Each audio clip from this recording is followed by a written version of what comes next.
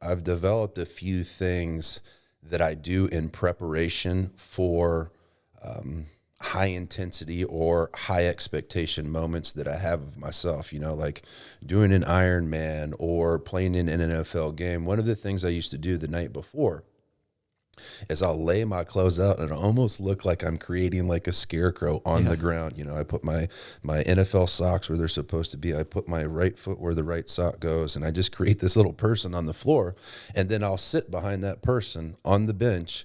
And I'll just visualize myself executing my craft. I'll visualize myself, and I was a punter, so I'll just visualize myself executing my craft with like not just like a good job, like surgical precision. And in my mind, I try to replicate the feeling that it feels like when the ball just jumps off of your foot, and all these different sensations.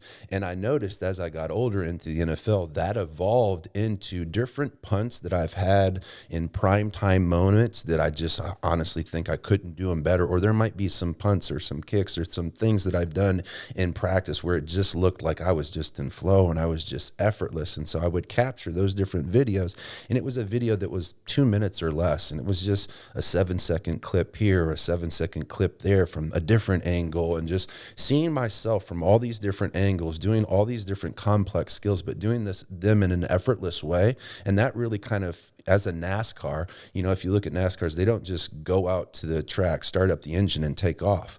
They get to the spot, they check the tires, they check the pressure, they check the fluids, they start the car up for 15 minutes, they let it just rumble in place. And this is visually when I'm thinking about myself as a NASCAR, this is me checking the tires, laying the things out. This is me turning the engine on and priming the pump, because the next day I don't want to think about anything. And so really what this is doing, guys, it's visualizing myself being successful in the task that I'm about to do. And so I can step into that the next day, but it's also doing this. It's me creating a commitment for myself that this is what I will be the next day. And the reason that I say commitments, and the reason I feel like that's really important, and I'll segue this into one other weapon that I believe that people can create, is a lot of people don't know what they're committed to when they're doing hard things. They don't know what they're committed to in the next 7 days of their pursuit towards who they want to be, what they want to do, who they want to become.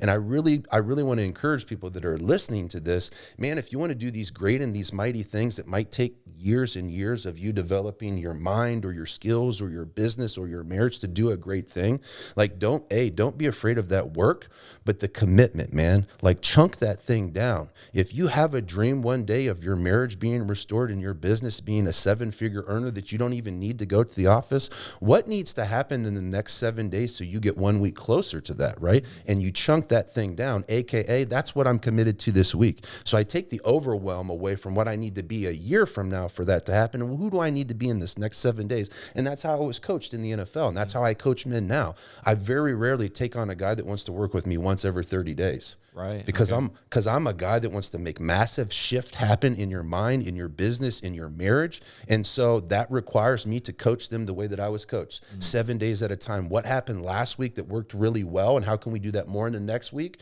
And where was the breakdown this week? Where did you come up short? Why did you come up short? How can we fix it in the next week? And then also, what's the opponent upcoming in the next 7 days? Yeah. And how can we begin to prepare and put ourselves in position to overcome any adversity that could come up this week? So commitments, right? And a lot of men don't know what they're committed to. And the biggest difference between amateurs and pro in life is amateurs make decisions on their feelings and pros make decisions on their commitments. And the only difference between a man being an amateur and a man starting his process of being a pro is a man needs to figure out who he is and what he's committed to.